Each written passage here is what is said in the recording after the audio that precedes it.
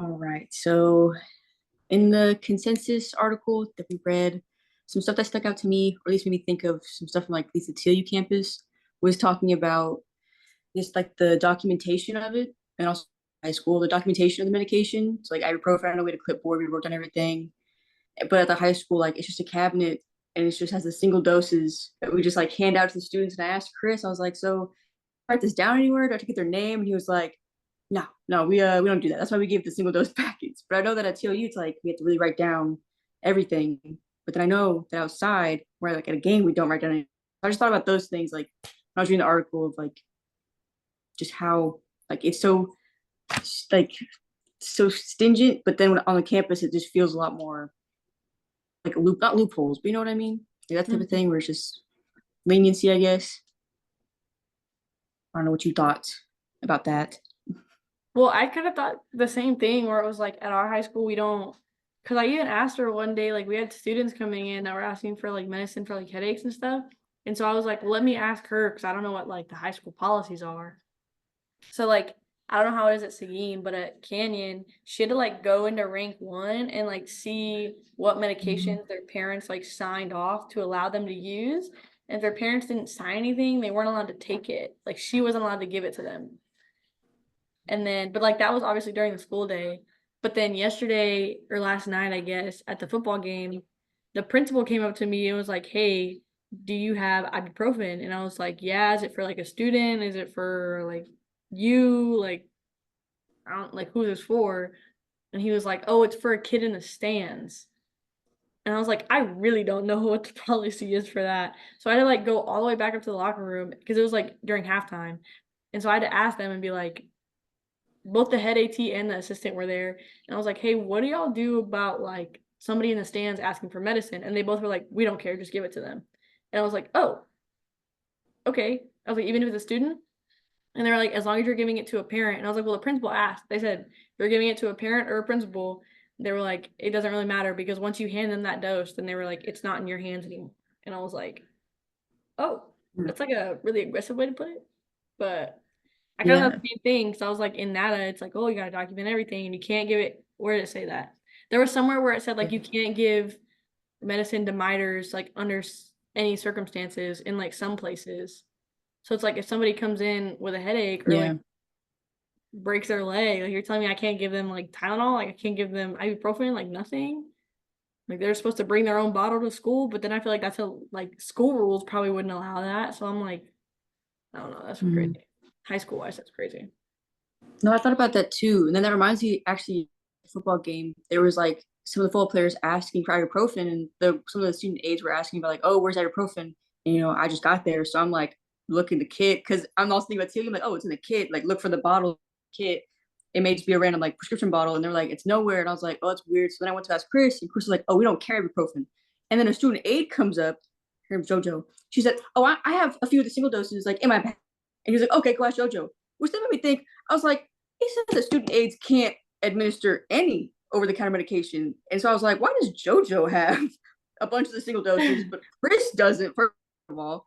But I just like thought about that. I'm like, is that something that like we should be aware of? Like, should I bring that up and be like, hey, why does she have that? Like, I didn't think about the moment to ask, but I forgot After to reading ask. it. Yeah, then I was reading, I was like, wait a minute. Because then flashback, I went in high school when I was student aid. I remember people coming in being like, I have a headache, and just being able to go to the ibuprofen bottle, put it like a TLU and be like, here, and like nothing else. So I'm like wondering in the high school setting how it's so relaxed and how like they can remember, because we also don't even look back at the rank one stuff. Like Lisa Sarah, like it's like I don't know if she just remembers the top of her head who can have ibuprofen or Tylenol or anything like that, but like she normally, I guess, if they just sign off, I guess if they're in a sport, she assumes that they signed off on it.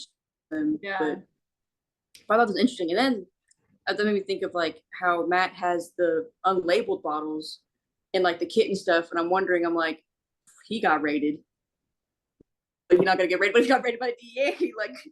Like is that gonna be a thing where they're like, what is this? This is not labeled. There's no date. There's no thing. No expiration date. So I'm wondering, like, I don't think it said anything in the article about how to go about that type of thing. Because I mentioned traveling, saying it needs to be in a locked box, needs to be, it's a prescription that has to be with the doctor, but it didn't say much past that, you know. Yeah.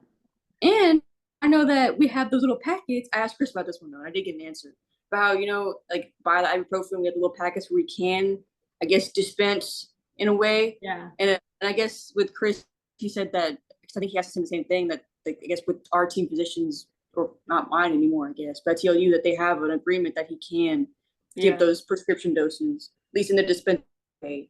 And I was just like, oh, interesting. And then also with the high schoolers, I realized that even Chris says, like, you don't have to go into depth about the every 8 hours. Like, you can brush over it. But he's like, but ultimately, them ask your mom. Like, your mom. And there's so many students where I'm like, yeah, you got your ibuprofen at home? Ask your mom. Like, ask your mom how many to take. Like, she'll tell you, like, don't take more than 8. Like, I still tell them don't take more than 4 in every 8 hours. But I'm like, Yeah.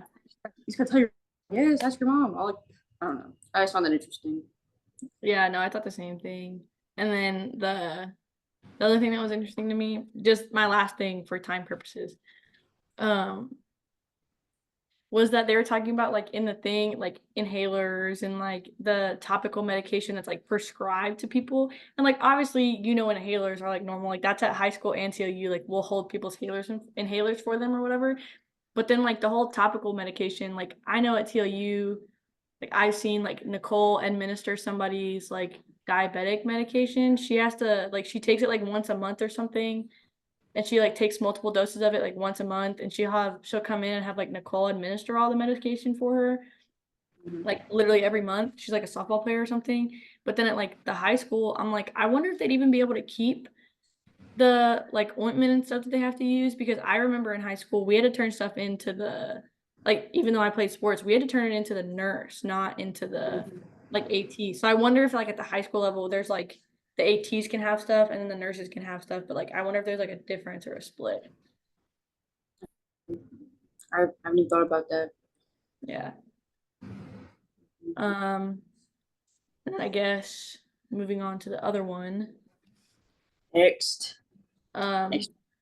I think the biggest thing that like I kept writing it over and over again, like on the article for the schedule, like the schedule one article and stuff, was that how like different the US and the UK are. Cause like originally, right in the very beginning, it tells you that like the US had like 50,000 or something like cannabis convictions, and then the UK had like over 1 million. But then like the further down the article you get when they're talking about like the differences in like the laxity on the drug and the drug use and like all the rules and stuff, the UK seems way more lax. Like they were over here like talking about how they changed this one, I think it was the MDMA, but I could be wrong. How they changed one of them from like a schedule 4 or like a grade 4 to like, or I mean a grade 1 to like a grade 2 or something so that they could do research on it. But like the Mm-hmm. US won't do that. They're like way more strict about like, oh, if it's a schedule 1, like it's hardcore, like it's gonna be a schedule 1 forever. Yeah. Like the UK was like, oh, we don't care. It's like, yeah, you proved that it helps a little bit, so we're actually just gonna make it a schedule 2 so that people can use it. That was really Yeah. interesting. I did find that interesting as well. Tag on that, Cassie. But then it made me think about how, like, you're right, in the US, it's so much more like strict, like, we can't do any research. And I thought about, like, as an athletic trainer, like, I know, like, our whole, I don't know any athletic trainers in the UK, but I know, like, the whole point is, like, you advocate for your patient, and how it's interesting, like, that in the US, like, sports are so, like, it's like American, it's a very American thing to be so in your sport, like football, all that. Like athletic trainers, like to advocate for the patient while also like we may know there's a way, like, oh, this is proven, like this, like, or as proven as it can be, like to help in like small doses, whether it be like MDMA or anything like that, like, or at least like in mentioned the article, like cancer patients could handle at least like their diagnosis and like their outlook with like doses of these drugs. But like as a like we can know that, like legally we can't do anything. Like, Say anything. yeah, exactly. We could like how like it's so important we advocate for them, but we can't like legally like tell them, like, because then like we're in trouble, even though we're just trying to look out for the best interest of our patient. Like, I don't know, I just thought that was interesting. Like, and we go off evidence based practice, but how can we get any evidence based practice if there's so many like laws restricting any like pathways of going to that? I just thought like the whole article, I just kept thinking about that of like I don't know. That's when I I kept coming. I feel like also like it's crazy how in the article multiple times it was like, oh yeah, like here's this drug which used to be used like 100 years ago, like regularly in medicine, and then all of a sudden, like randomly, like people started like having adverse effects to something, and they're claiming that it's the they're claiming that it's the medication that's causing it. So we're just gonna like nix the medication and ban it rather Yeah. than seeing if that's actually the problem. Like there was no like investigation. It was just, oh, like this this medication is the issue. No, I know, like I noticed that too, where it's just then I mentioned how like most things are like seem to be more like political than scientific, and it just I don't know, it was like just interesting too that it just because I think the reminds me of a conversation I literally just had with Sarah. Like I was talking about some problem I was having, like, and she jokingly said this, but she was like, maybe it was some hardcore drug you took, just messed up and now you can't hear. And I was like, oh my god. I was like, that is, and she was like, I'm joking, but that is how some people think. Like immediately they want to just go to the worst case and be like, oh, it's because you did this. Because she's like, because ultimately you can say that. It's hard to prove it because the body's so complicated, but you can like be like, oh yeah, no, it's because you either smoked this or you took this drug, or you took MDMA, and now your hearing's gone. Because possibly that could, on a very rare stance, but how can you prove it Yeah. without? Or that whole article just felt like, what do you mean? Like, Well, and then it just makes me feel like like nothing's ever gonna change. Like, yeah, like it's great that like we have like 17 something states that like allow like weed now or whatever, like or weed for medical use or like whatever it is that they term it. And like, okay, great, like THC is like used. That's just the examples that they gave for like the legal drugs or whatever that they have now. But then it's like, what about all these other drugs that are gonna continue to come out that are gonna be banned? I don't know. It made me, it could be the guy's opinion being all over the article that just has me like thinking weird or whatever, but it just makes me feel like it's not going to change. That like we're always just going to be in the stuck of like in a cycle of like we can't research it, so we're just going to ban it. We can't look at it, so we're just going to ban it. And now because it's banned, we can't look at it any further. Like I yeah, feel like they just need to make a whole new schedule that's like we can't use it for medical purposes, but let's just use it for research.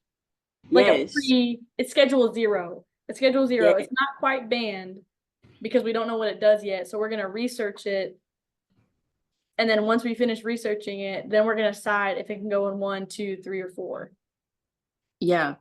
And but see, now I feel like that makes so much sense. I think that's why it seems so simple, and I think that's why they make it so difficult. Because then in the UK, most of those that do that like can do research, it's like not fun like to do it because they want to out of like the basically the kindness of their heart for free. And being in a lab doing all the research costs so much money, the kindness of their heart. It's like it's like they make it to where it's so difficult to think, oh, okay, you can like in the UK, but you have to do it all yourself, fund it all yourself. And Yeah. until then, you can use opioids, but God forbid you give your client or your athlete a joint, which may do the same thing, but it's addictive. Like it's like they're pushing these addictive, expensive like medications instead of just letting this like you're in the research of these possibly safer, Yeah. better drugs.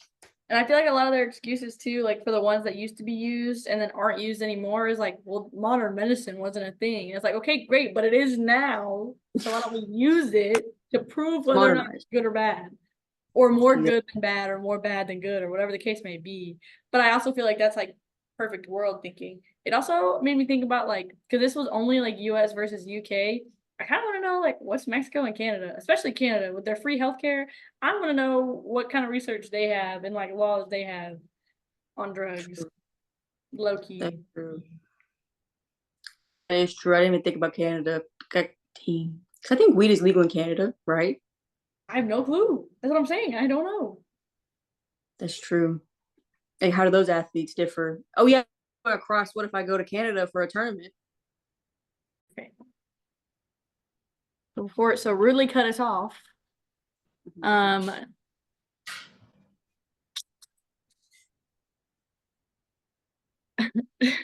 basically we were talking about how like Canada and we don't know how it works over there.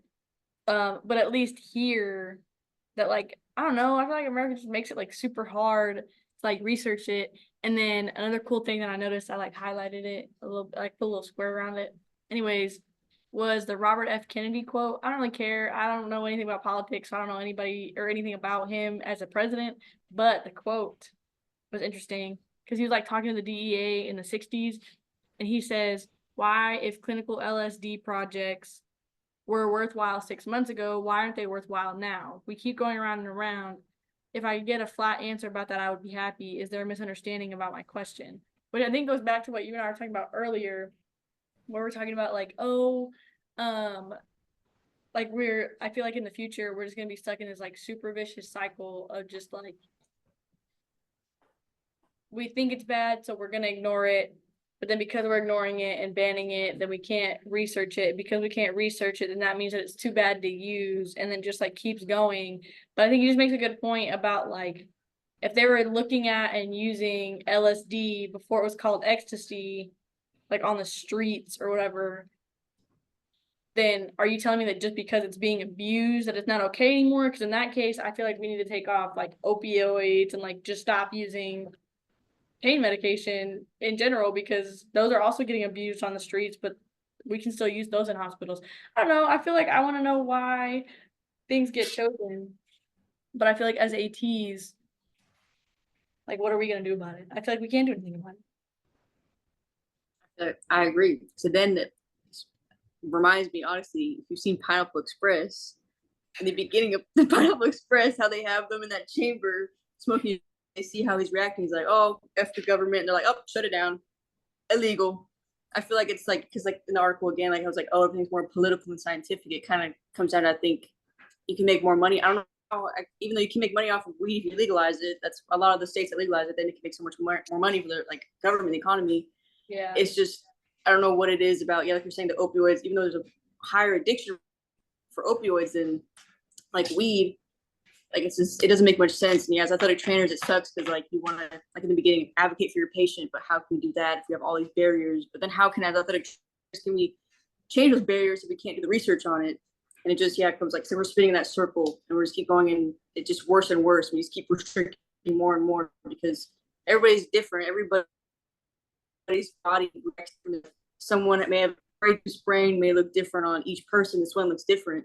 So how can we do the same thing with like drugs when like people react differently? The brain chemistry is different. But yeah, I'm not trying to it's so strict like how we can change anything without going either to a different country and doing it for free, even though to pay for it on our own, free as in we have to pay for it, you know? It's just I guess we just have to I don't know.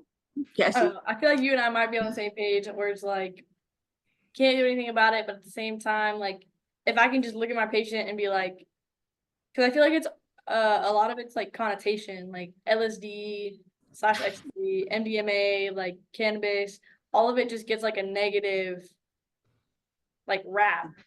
Like when you look at somebody and you're like, oh, that just looks like a bad person, so you automatically assume that they're a bad person. I feel like it goes the same way. It's just like the people that are like advertised as using those things are always advertised as like bad people. So then the drug becomes like a bad drug rather than just saying like, okay, either those are bad people, but it's not the drug making them bad, or like there's also good people using this quote unquote bad drug. I don't know. Like we just need to change our like mindset and like how we look at it instead of looking at it as like, yes, there's shitty people that are going to use shitty drugs, and like, yes, there are going to be people that abuse it, but like, there's also people abusing the drugs that we allow them to have and use and give them access to. So I feel like just take the people out of it, take like the attitude out of it, and I think that's where like the state. I feel like you can't talk about this article without talking about politics, but I feel like that's where the states that like have legalized weed or whatever. I feel like that's why, like, yes, the money's good and stuff, but I feel like they took their emotions out of it and they're just looking at it from a standpoint of economy and medicine. And that's how, like, I feel like it's just how every country should look at it. Like, look at it. Can you make money off of it? Can you control it enough to keep it safe? And are you making sure that, like, we're doing the research on it to make it safe? Like, are you looking at it scientifically and economically? You don't need to be looking at it with like your feelings. Like, take your feelings out of it, take your opinions out of it, and just be objective about what you're looking at. And I feel like out of that, we can get evidence from it and research from it. But like, can't do that right now. Exactly. But that's like the world, I guess. Exactly. In a perfect world, this simple, what seems so simple, would be seen as simple.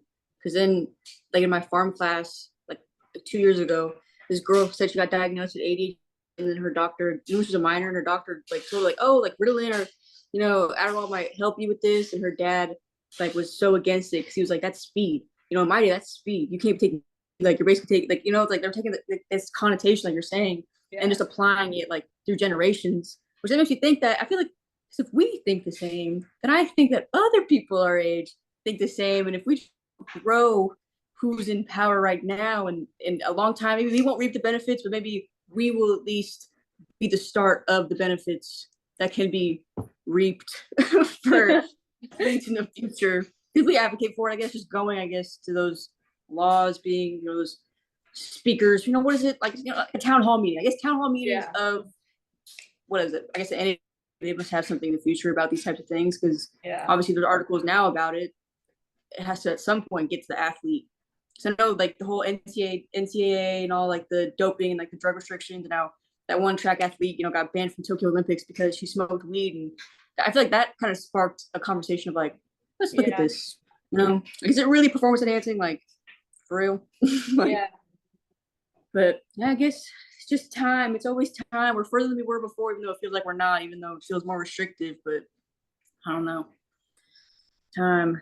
People like us, I guess, advocating. I guess that's the most, I guess the takeaway from this is just like, it has to start with us. Cheesy as fuck. It's I mean, cheesy, but I feel but like it I can't is. say that in a discussion video. Sorry, Brian. But it is. But it is. But it is. It's And I'll corny, fight but for it this. because if we're thinking it, I mean, I know Brian speaking. I guess to oh my god, I'm like, well, Brian. It's like I know he kind of somewhat. I'm not gonna speak for him, but agrees like at least for the benefits that weed isn't like medically. I know he has some. I'm not gonna speak for you, like I said, but I've had conversations with him, you, and so I know that like there's thoughts people have agrees. It's just people in power, I guess. And I know we're not the only people that think this way, so there has to be, I guess, once we get older, people take us seriously because we're no longer 22-year-olds in college. Because they're like, oh, of course, smoke weed or this, it's like no, it's bigger than that. We have to, I guess, grow into that, the respect, Well, people to plus, respect like our the decisions, especially people, with as young kids. yeah. Plus the people that are in power, by the time that we're that old, they're our age. So it's just like, hopefully, okay, excuse me. Sorry. Um, hopefully, hopefully the people that are in power, they don't have to, like, I'm not saying that you got to agree with me 100%. I'm not saying that I'm 100% right or wrong, but I definitely think that there needs to be like some sort of movement. I vote for the Schedule Zero that we talked about earlier. Um, Yay. yeah. Brian, you can be the, well, never mind. It's 2-against-1. Sorry, you lose, even if you disagree. Yeah. Um, Sorry.